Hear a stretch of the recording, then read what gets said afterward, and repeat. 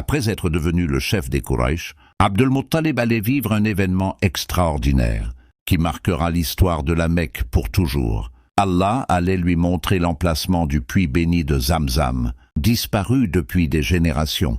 Puis une nuit, dans un rêve, une voix l'appela. « Ô Abd al-Muttalib, creuse Taïba ». Il répondit « Qu'est-ce que Taïba ?» Puis on lui dit « Creuse Bara ».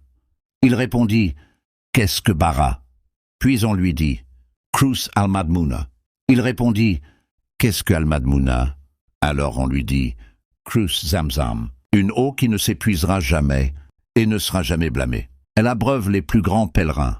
Elle se trouve entre le sang et les entrailles, près de l'endroit où se tient le corbeau aux pattes blanches.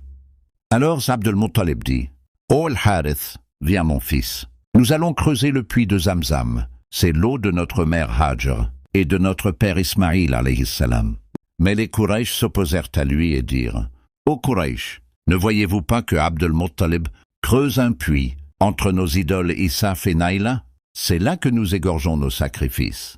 Et cela fait partie de nos rites. Par Allah, ce puits ne sera jamais creusé. » Mais Abd al-Muttalib répondit « Je vais le creuser. C'est un ordre qui m'est venu dans une vision, et je poursuivrai ce qu'on m'a ordonné. » Alors il commença à creuser, jusqu'à ce que l'eau apparaisse. Abd al-Muttalib proclama alors le takbir. Puis il trouva dans le puits un trésor, 2 gazelles en or et des épées précieuses. Les Quraysh dirent « L'or nous appartient autant qu'à toi.